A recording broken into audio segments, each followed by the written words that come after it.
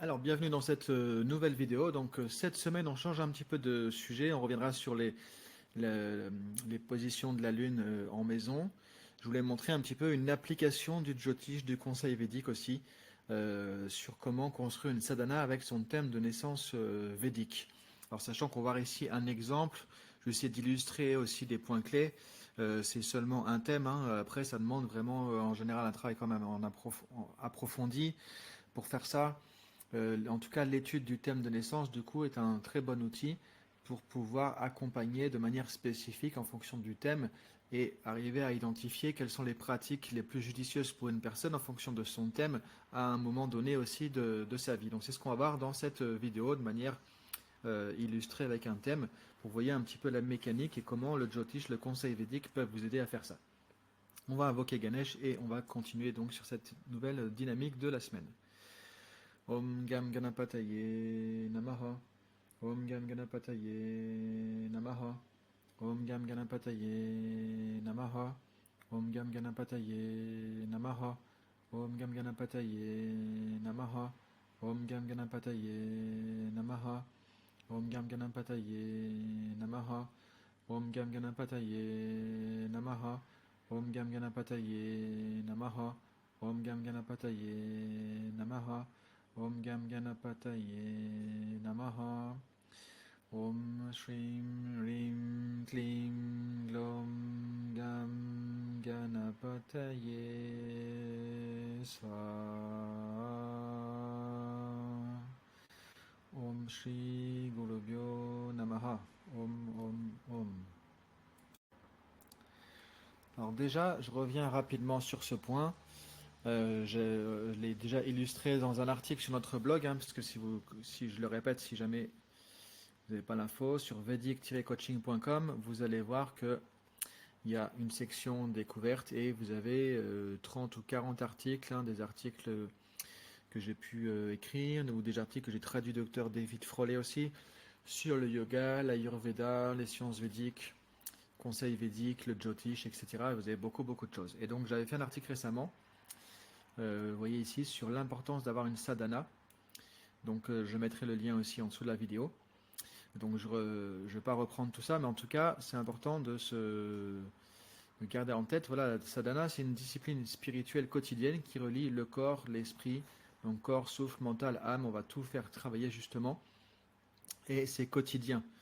L'idée ici, c'est pas de se dire, tiens, dans la semaine, je vais faire du yoga ou des pratiques de méditation tel jour à telle heure, etc. Alors c'est déjà très bien, c'est mieux que rien.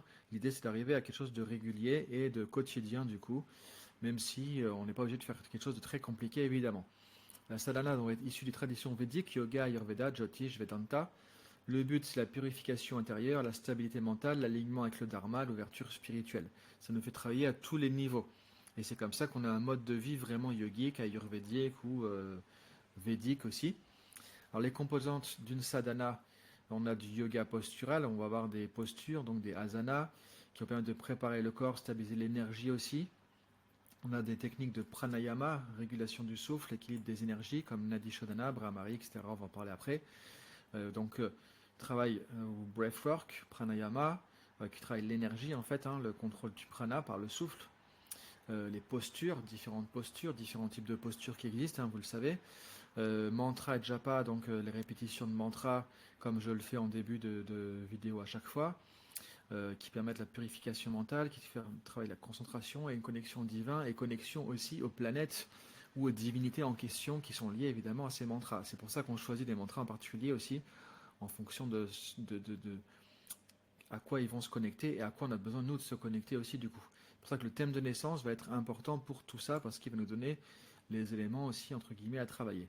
Hygiène de vie ayurvédique, dinacharya, donc l'hygiène de vie ayurveda, ça peut être effectivement différents rituels quotidiens de nettoyage, d'hygiène, de purification, mais aussi l'alimentation, le sommeil, la manière de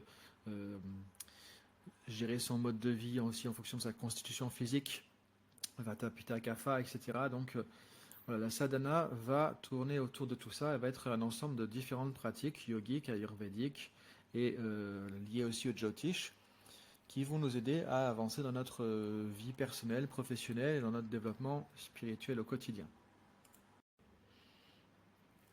Alors c'est important aussi parce que ça donne une stabilité intérieure malgré les aléas extérieurs. C'est-à-dire que la vie, voilà, tous les jours c'est différent. Il peut se passer toutes sortes de choses, mais on va être tous les jours ancré dans notre sadhana. Donc ça crée une stabilité, ça crée une fondation, ça crée une base solide, ça crée un ancrage sur lequel on peut justement s'appuyer, des fondations solides.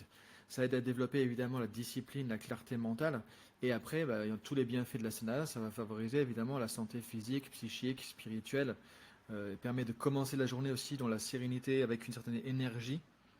Et je dirais même aussi de terminer la journée, parce que la sadhana peut inclure aussi, par exemple, de la méditation le soir avant de dormir ou des choses comme ça, ou des mantras. Et sur le long terme, ça soutient vraiment, c'est le pilier de la transformation intérieure du chemin spirituel, qu'on ne peut pas vraiment envisager si on n'a pas une pratique régulière, si on n'a pas une sadhana, effectivement. Alors les points clés dans ces rappels, c'est que la sadhana, effectivement, alors elle doit, en tout cas c'est mieux, disons, si elle est adaptée au thème de naissance, Jyotish, et à la constitution Ayurveda. Et donc c'est là où les sciences védiques, encore une fois, fonctionnent entre elles. Hein. Vous voyez, on n'a pas l'Ayurveda d'un côté, le Yoga de l'autre côté, le Jyotish d'un côté. Tout ça, c'est interconnecté. Et évidemment, c'est l'intérêt aussi un peu du conseil védique, l'accompagnement védique, où on va utiliser les outils, les connaissances de ces différentes sciences védiques qui sont vraiment interconnectées. Et on pourrait dire une science védique qui intègre tout ça en fait. C'est pas des choses qui sont séparées. Donc le sadhana, c'est pas juste une routine de yoga. Je fais un peu de yoga le matin pour me réveiller. C'est beaucoup plus que ça, comme vous pouvez voir. C'est une pratique vraiment intégrée, un mode de vie aussi. Alors la sadhana peut intégrer même des choses dans différents moments de la journée. Il peut y avoir le matin, une fois que vous avez fini votre activité professionnelle par exemple, pour passer à autre chose, et le soir en terminant la journée aussi.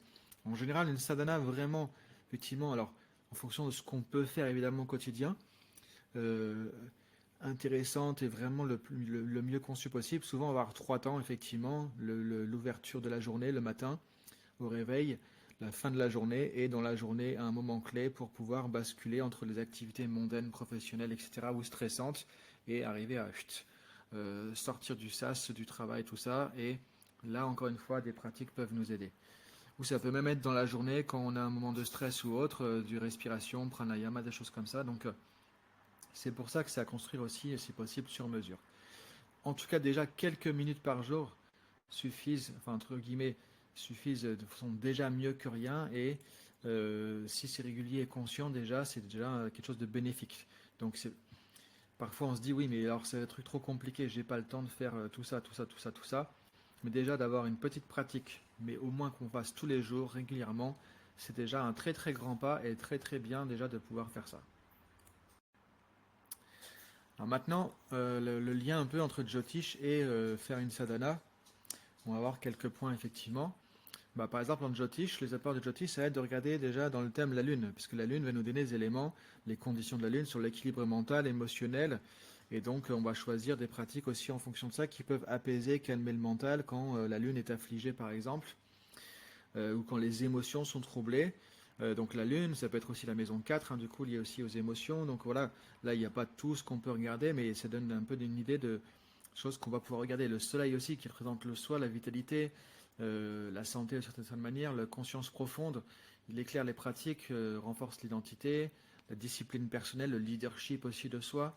Donc il y a beaucoup de choses aussi. Est-ce que le Soleil est fort, affligé, etc. On peut avoir des choses à travailler par rapport à ça. Après les nœuds lunaires, qui font de l'axe karmique, l'axe Rahu tout. Donc ici, on va voir quels sont les déséquilibres karmiques, par exemple, qu'il peut y avoir à harmoniser, et on a des pratiques qui peuvent nous aider aussi par rapport à ça. Ensuite, identifier évidemment les points faibles dans le thème, les zones de vulnérabilité, les zones difficiles, les choses qui sont affligées, et on va trouver parmi l'Ayurveda, le yoga et tout ce que ça embrasse comme technique, justement, et la philosophie védique, des connaissances, des outils, des principes à appliquer pour nous aider par rapport à ces points faibles, entre guillemets, et qu'on va connecter très souvent aux divinités des planètes en question. D'où l'intérêt vraiment du Jyotish aussi, qui va connecter vraiment notre thème, les planètes, avec les divinités, notamment, qui sont communes aussi au yoga, à l'Ayurveda, parce qu'on est dans les sciences védiques aussi, et pour lesquelles on va avoir des pratiques qui vont pouvoir se connecter. Donc tout ça va se connecter, et le point de départ, le point central majeur va être vraiment le thème, et après éventuellement aussi un travail sur la constitution ayurvédique de la personne. Période planétaire, parce qu'effectivement en fonction des périodes planétaires, donc le Mahadasha, la grande période, et la sous-période Antardasha, ça nous met aussi en lumière les priorités du moment et les pratiques du coup les plus bénéfiques à ce moment de vie, à ce stade de vie, puisqu'effectivement, en fonction des périodes planétaires, les points de notre thème vont se manifester plus ou moins à un moment donné.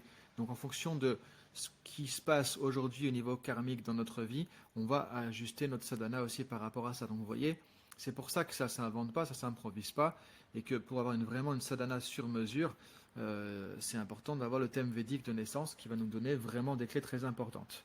Alors maintenant, on va illustrer ça avec un exemple de thème, pour vous donner un exemple un peu de comment on peut fonctionner, sachant que bon, là c'est une illustration rapide, après c'est beaucoup de temps et une étude approfondie à faire effectivement pour mettre en place les choses, à partir du thème notamment. Alors avant de regarder un exemple, effectivement le conseil védique, lui, donc un concept du docteur David Frawley, le conseil védique, en gros c'est un peu comme un coaching, un accompagnement personnel, spirituel, thérapeutique ou autre, d'une part védique en fait, enfin d'une dynamique védique avec une posture védique en utilisant les sciences védiques. Donc conseil védique va relier ces indications astrologiques aux outils justement du yoga, les asanas, pranayama, les mantras, la méditation, etc. Ou l'étude de texte aussi, hein, le jnana yoga, étude de la connaissance, tout ça. L'ayurveda, alimentation, l'hygiène de vie, etc. Les routines pratiques quotidiennes. On va transformer les éléments du thème en fait qu'on va identifier en routines concrètes, quotidiennes et accessibles. L'idée c'est ça, d'avoir des routines concrètes, quotidiennes et accessibles. Donc le conseil védique va favoriser une discipline spirituelle qui va être réaliste et évolutive, alignée avec le dharma de la personne. Puisqu'on peut dans le thème aussi, effectivement voir quel est le dharma de la personne aussi. Et donc voir qu'est-ce qui va correspondre aussi par rapport à ça. Donc il y a vraiment une aide en fait entre Jyotish et conseil védique pour mettre en place une sadhana et le suivi aussi, l'accompagnement en coaching en conseil védique, le suivi parce qu'effectivement une sadhana on la met en place, on la met en pratique et des choses qui marchent, je dirais enfin qui marchent, des choses que la personne arrive à mettre en place facilement, mais elle a aussi des obstacles, des difficultés, tout se fait pas facilement tout le temps évidemment. Donc c'est bien d'avoir un suivi aussi sur la durée, quand on a des périodes de doute, des périodes difficiles, on a du mal avec certaines pratiques, qu'il y a des choses qui se passent pas comme prévu. Donc tout ça, évidemment, c'est de l'humain, ça se fait pas comme un ordinateur. Donc du coup, il y a des choses à réajuster, à revoir et à comprendre aussi. Il y a aussi des prises de conscience, des changements qui vont se développer au fur et à mesure, des choses qui vont évoluer. La personne va être confrontée à des situations de la vie. Sa sadhana va lui amener aussi des prises de conscience, des choses. Donc tout ça, c'est de la matière vivante. Donc c'est pour ça que c'est très très important aussi d'avoir un suivi régulier pendant en général certaines semaines ou certains mois. Sur cette sadhana pour vraiment que la personne puisse l'approprier, l'intégrer dans sa vie aussi et voir comment tout ça fait écho dans sa vie et vraiment avoir un cheminement spirituel, personnel, professionnel aussi, parce que ça va impacter aussi évidemment sur le côté professionnel tout ça, avec cette sadhana. Donc c'est pour ça que Jyotish et conseil védique vont être vraiment des piliers pour vous aider et vous accompagner. Alors un exemple de thème ici. Qu'est-ce qu'on peut voir sur ce thème effectivement on regarde ici. Alors je vous ai mis les points clés sur le côté ici. On voit ici déjà qu'on a la Lune en maison 12. Donc ça c'est quelque chose qui quand même afflige en partie la Lune en maison 12. Hein, c'est quelque chose qui n'est pas forcément évident. La Lune représentant les émotions, le bonheur, la psychologie, l'esprit conditionné, enfin le mental conditionné, capacité à être heureux facilement, etc. Vous avez aussi des vidéos, des tutos sur les conditions de la Lune dans le thème qui favorisent le bonheur ou entravent le bonheur aussi. C'est un point important. Donc Lune en maison 12, déjà, c'est quelque chose qui sera intéressant à regarder. Ensuite, si on regarde la maison 12, elle a un faible Sarva Ashtanga Varga. Ici, il y a écrit 22, donc effectivement, il n'y a pas beaucoup d'Ashtanga Varga au niveau du signe, donc ça fait une affliction aussi à cette maison 12. Donc du coup, la Lune étant ici, ça affaiblit encore un peu les choses. On voit qu'on a la maison 4 qui est liée aussi aux émotions, au bonheur ici, qui est quand même affligée puisqu'on a deux planètes maléfiques qui se situent ici. Le soleil est lui aussi faible donc ça c'est un troisième point, la maison 4 qui est affligée par des maléfiques naturels, Mars et le soleil. Mars étant le maître aussi de la maison 6. Et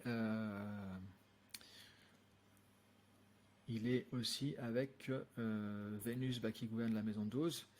Donc le soleil ici, en plus en maison 4, il est affaibli. Donc on a un soleil faible qui va être affaibli. Alors il est en Shatabhishak, donc un nakshatra aussi de transformation, de catharsis. Du coup, donc le Soleil est avec Mars, maître maison 6, avec Vénus, maître maison 7 et maison 12, non pas maison 8, hein, là il y a une petite erreur quand j'ai fait mon diagnostic. Donc ici, on a la maison 4 qui est affligée de certaine manière, le Soleil un petit peu aussi. On a la Lune qui est affligée aussi en maison 12, la maison 12 affligée aussi. Donc tout ça, ça va impacter quand même pas mal sur les émotions, l'équilibre émotionnel, la stabilité émotionnelle, etc., etc. Donc on sait qu'il y a des choses qui vont être importantes à faire par rapport à ça. Maintenant, on a Mercure qui est le Atma Karaka, la planète d'âme de la personne, ici Mercure, qui est situé avec Ketu, pardon, donc qui est affligé par Ketu le lunaire sud, puisque les lunaires sont des maléfiques naturels. Donc on a une affliction à Mercure, Mercure qui est aussi rétrograde ici, et Mercure qui est maître de la maison 8, donc ça c'est quelque chose qui est quand même assez maléfique aussi. Et on est dans une période de Mercure, si vous regardez les périodes planétaires ici, on est dans un dasha ici jusqu'à 2032 de Mercure. Donc c'est quelque chose qui est quand même assez important en ce moment. Donc c'est-à-dire que Mercure, la logique, la réflexion, le discernement, alors déjà, est pas mal impacté par la conjonction avec Ketu, mais aussi du fait que Mercure se mette de la maison 8, et on est en train d'activer tout ça aujourd'hui aussi, au niveau de Bouddhi, l'intellect, du coup, ce que représente Mercure, parce qu'on est dans la période de Mercure. Alors après, là je donne les points fragilité, et en même temps, il y a des aspects intéressants dans tout ça. La Lune en maison 12, c'est très bon pour travailler avec l'étranger, de faire des choses avec l'étranger, c'est bien aussi pour le côté spirituel. Euh, Mercure qui est tout comme conjonction, ça donne un mode de pensée aussi créatif, non conventionnel, etc. Donc vous voyez, là je mets l'accent sur les choses difficiles puisqu'on va regarder la sadhana par rapport à ça. Mais évidemment, à chaque fois, il n'y a pas que du difficile, il y a toujours aussi des choses qui sont intéressantes aussi à regarder. Euh, donc voilà, par rapport à ce point, on a Mars qui est le maître de l'ascendant, le Lagna, qui est combuste. Vous voyez ici, on a Mars avec un petit C, on a Mars combuste parce qu'effectivement, elle est proche du Soleil. Donc ça donne un côté plus agressif, plus difficile, plus compliqué de Mars, qui peut amener de la colère à avoir à gérer. Et dans la maison 4 ici, ça afflige encore plus du coup la maison 4 aussi, au niveau des émotions de colère à canaliser, etc. Euh, Mars a un faible Binashta Varga, effectivement aussi ici, vous voyez, il est à 2. Donc vous voyez, on reprend tous les éléments, hein, on s'appuie sur pas mal d'éléments différents. Faible Binashtagara, donc ça rend Mars aussi plus mauvais encore une fois, même si c'est le maître du Lagna, effectivement de l'ascendant qui est Scorpion, c'est quand même aussi le maître de la maison 6. Et on a un coup de Jadosha aussi, puisque Mars va aspecter la maison 7 ici. Vous voyez, 1, 2, 3, 4, quatrième aspect de Mars aspecte la maison 7. Coup de Jadosha, donc qui est très compliqué pour les relations sentimentales, le mariage, etc. Je ne vais pas expliquer le coup de Jadosha aujourd'hui, mais en tout cas, vous pouvez regarder, il y a des choses intéressantes par rapport à ça. Donc c'est un point aussi important, ça va impacter les relations, donc le côté émotionnel, gestion de la colère, conflit, agressivité, tout ça à canaliser, énergie à canaliser assez forte aussi. Et donc vous voyez, on a quand même pas mal de choses qui s'accumulent déjà. On est dans une période Mercure-Raoult ici. Donc ça active aussi les nœuds lunaires avec Raoult ici et du coup Ketu. Donc on a Mercure qui est activé en étant le Mahadasha, mais activé aussi puisque l'axe Raoult-Ketu est activé par la seconde période secondaire de Raoult ici. Donc on peut faire quelque chose par rapport au nœud lunaire pour essayer d'harmoniser les choses aussi.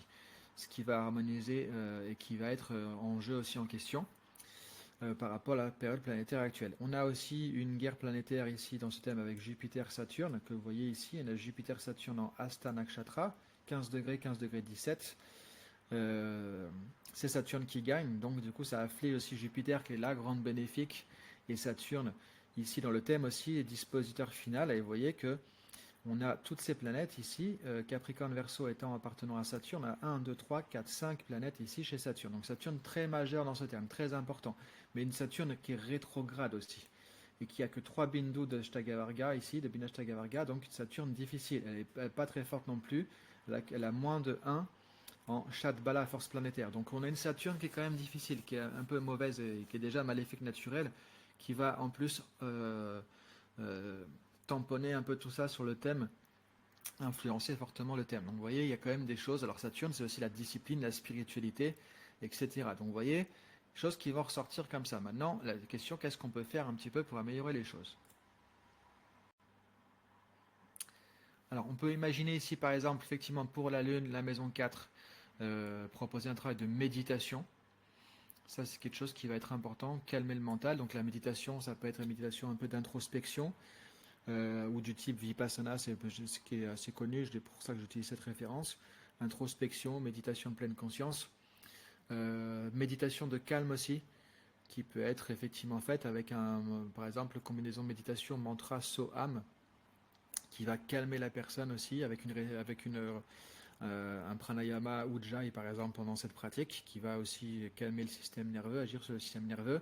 Des périodes de calme, de solitude aussi, pour que la personne puisse se régénérer aussi un peu toute seule. Donc ça, c'est quelque chose qui va être important.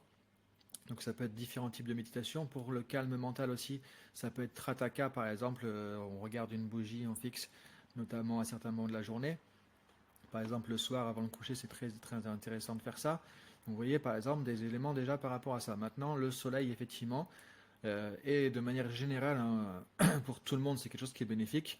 Salutations au soleil, Surya Namaskara, qui sont des pratiques très importantes, très bénéfiques. Et ça, c'est quelque chose que même je conseille à tout le monde. Tout le monde devrait, dans sa sadhana, avoir des pratiques, des salutations au soleil tous les jours à minima. Ça, c'est vraiment quelque chose de très important.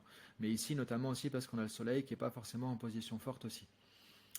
Ça peut être aussi travailler le soleil avec un mantra, le mantra de Surya, Om Sum Suryaya Namaha, mantra au nom du soleil. Le Gayatri mantra aussi, puisqu'il est connecté aussi au soleil, hein, donc peut être très intéressant aussi à pratiquer pour améliorer les choses.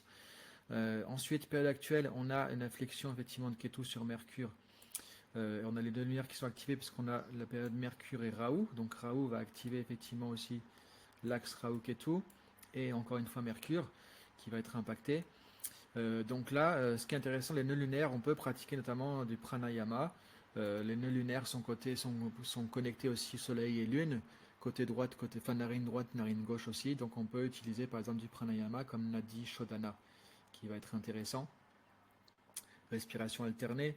L'énergie difficile de Mars, bah là on va la chercher, la canaliser. Il y a déjà des choses qui vont calmer, là, que la méditation, etc. Mais par exemple du yoga, là du hatha yoga, des postures, des asanas, qui vont amener à faire circuler, ou même un yoga un peu plus dynamique, du Ashtanga yoga, par exemple, ne serait-ce que des éléments de la série 1 du Ashtanga yoga vont aider à canaliser l'énergie. Parce qu'il y a un côté aussi un besoin martial, hein, donc là il faut aussi du yoga postural, la personne a besoin de bouger et d'être dans quelque chose de dynamique, donc du yoga dynamique comme l'ashtanga va vraiment aussi être une pratique intéressante. Après, alors ça ne veut pas dire qu'il faut faire tout ça forcément au même moment, mais je vous donne des exemples ici de ce qu'on peut mettre en place.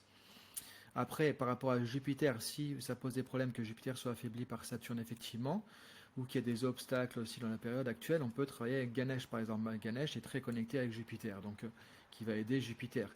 Et on a aussi la Lune qui est en Vishaka, qui est un nakshatra ici gouverné par Jupiter. Donc le fait de travailler avec Ganesh va aider par rapport à ces deux éléments et ça va du coup être pertinent aussi avec un mantra comme en introduction Om Gam Ganapataye Namaha ou le grand Mahamula mantra de Ganesh. Om Shrim Rim Klim Glom Gam Ganapataye Swaha, que j'ai fait en introduction aussi pour justement vous introduire un peu à ça. Un mantra de Ganesh qui est très puissant aussi par exemple. Saturne, dispositeur final. Alors on pourrait ici, si on veut travailler des mantras aussi, par exemple, travailler avec des mantras liés à Shiva. Saturne est connecté à Shiva. Saturne, c'est le samedi aussi, mettre des pratiques un peu plus difficiles le samedi, ou faire du jeûne le samedi, ou des choses comme ça, pour connecter à Saturne. Mais déjà intégrer dans la vie aussi plus de discipline, de rigueur, de patience, de détachement, de spiritualité, ce qui va nous aider par rapport à Saturne, qui influence quand même fortement le thème aussi. Et ensuite, une hygiène de vie ayurvédique, évidemment. Ce qui peut être intéressant par rapport au thème aussi du Bhakti Yoga, yoga dévotionnel notamment avec l'ascendant ici en Anuradha, en Scorpion, Vénus aussi, ici qui est importante, qui gouverne la maison 7 et la maison 12 où il y a la lune, Bhakti Yoga, yoga dévotionnel, des mantras, des choses comme ça, et du Karma Yoga qui va connecter aussi avec Saturne ici, notamment, et nous aider par rapport à ça. Et pourquoi pas du Karma Yoga le samedi ou des choses comme ça en particulier. Donc voilà, je voulais vous montrer un petit peu comment on va travailler, comment on peut utiliser nos connaissances védiques, et c'est pour ça que vous voyez qu'il faut connaître à la fois pour faire ça le Jyotish, mais aussi les différentes pratiques qui existent en yoga. Après, on pourrait aller plus sur les routines ayurvédiques aussi détaillées, pour ceux qui connaissent l'Ayurveda. Donc voilà comment utiliser de manière pratico-pratique les sciences védiques. Vous voyez que le thème va être très important. Bon là, en plus, on peut approfondir les choses beaucoup plus que ça, mais ça vous donne déjà une idée de du potentiel qu'il y a de travail ici et comment on peut travailler avec tout ça. Alors si ça vous intéresse justement, je le rappelle encore une fois, on propose la formation certifiante du docteur Froley en astrologie védique qui s'appelle Ayurvedic Astrologer aussi, donc qui inclut la dimension ayurvédique aussi, des pratiques yogiques déjà dans cette formation connectée avec le Jyotish. Il y a une certification internationale par l'American Institute of Vedic Studies du docteur Froley et la formation, pareil, certifiée de la même manière, de conseiller védique qui est spécifique sur le côté vraiment accompagnement, avoir cette logique que je viens de vous montrer ici, et qui demande aussi quand même, pour travailler avec le thème, de connaître aussi le Jyotish. Donc si vous voulez travailler comme ça, accompagner les personnes de cette manière-là, ou y voir plus clair pour vous-même, voilà, c'est deux formations qui vont être vraiment des piliers. Donc je vous laisse réfléchir à tout ça. Si vous avez des questions, vous pouvez commenter la vidéo. Inscrivez-vous aussi si vous voulez voir des vidéos régulièrement. Et vous pouvez aller sur vedic-coaching.com, vous inscrire à la newsletter aussi, ce qui fait que vous recevez tout ça par mail directement, les nouvelles vidéos, les nouveaux articles, puisqu'il y a des articles en général le mardi, le dimanche sur le blog qui sortent sur les sciences védiques, pas toujours le Jyotish, sur les sciences védiques en général. Et vous avez ça par mail à chaque fois et les vidéos qui sortent sur YouTube. Voilà, je vous remercie et je vous dis à très bientôt.